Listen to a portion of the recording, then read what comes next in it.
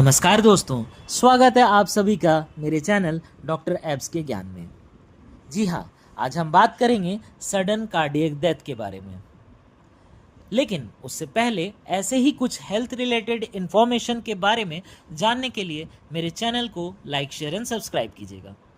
तो आइए देखते हैं क्या होता है sudden cardiac death. Sudden cardiac death अचानक हुई हृदय संबंधी मृत्यु होती है, जो लक्षण शुरू होने के 1 घंटे के भीतर होती है। यह आमतौर पर घातक अतलता फैटल एरिथमिया के कारण होती है, जिससे हृदय धड़कना बंद कर देता है। सडन कार्डियक डेथ के कारण क्या होते हैं? सडन कार्डियक डेथ के कारण जैसे कि हृदय से जुड़े कारण, कोरोनरी आर्टरी डिसीज, हृदय की धमनियों में रुकावट या हार्ट अटैक के कारण।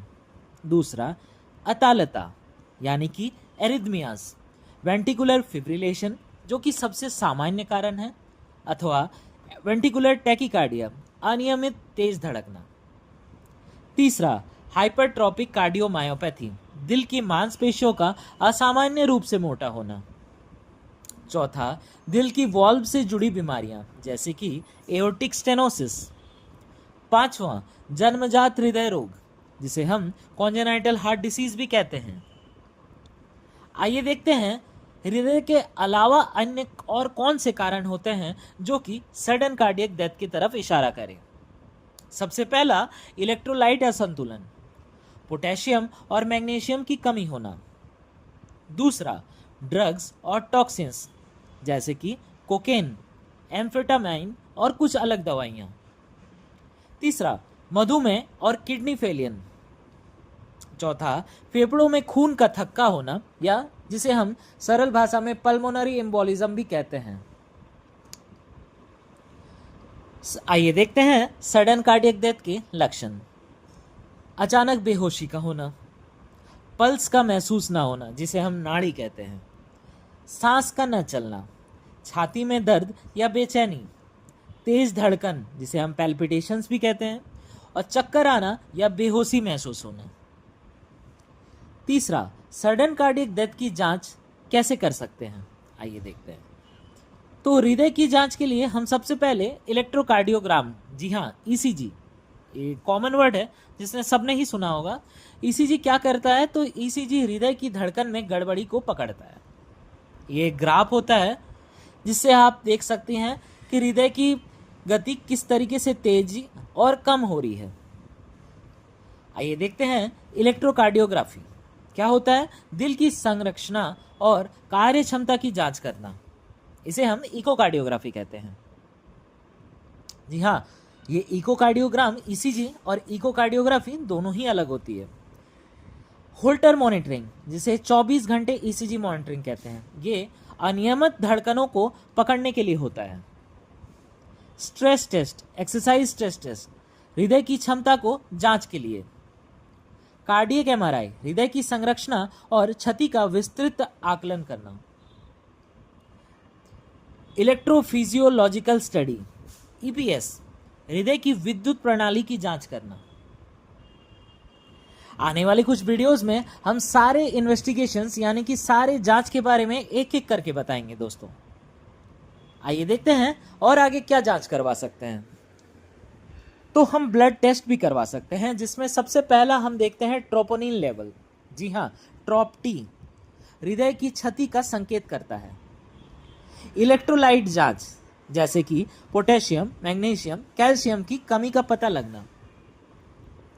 जेनेटिक टेस्टिंग, आनुवांशिक हृदय रोगों की पहचान के लिए। सडन कार्डियक डेथ का उपचार, ट्रीटमेंट क्या होती है?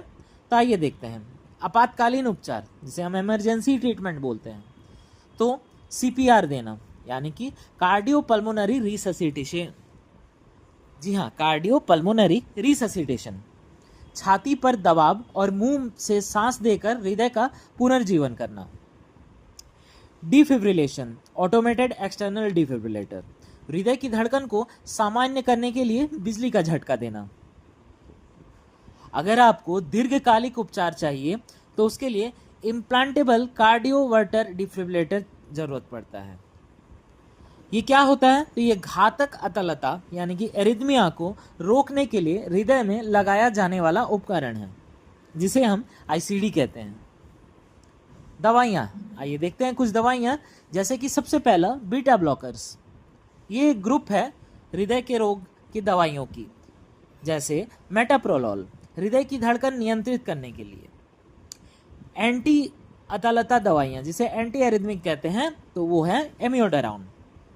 एसी इनिबिटर्स और एआरबीज ये हृदय की कार्य क्षमता को सुधारने के लिए होते हैं।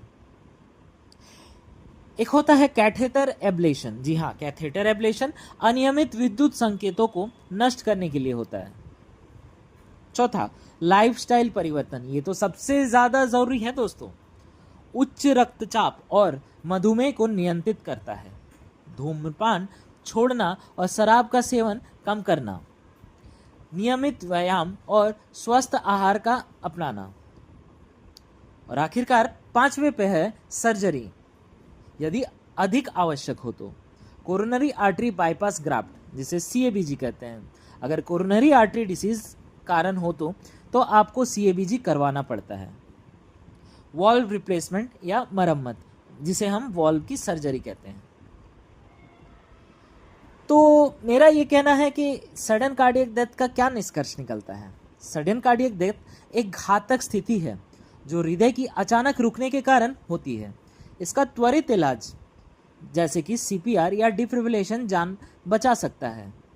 उच्च जोखिम वाले व्यक्तियों की समय पर पहचान और उपचार से इसे रोका जा सकता है, जैसे कि रोकने के लिए आईसीडी दवाइयाँ और जीवन शैली में बदलाव। आज के लिए इतना ही दोस्तों। अगर आपको वीडियो अच्छा लगे हो तो लाइक, शेयर एंड सब्सक्राइब कीजिएगा और दिए गए नीचे कमेंट बॉक्स में कमेंट कीजिएगा। धन्यवाद।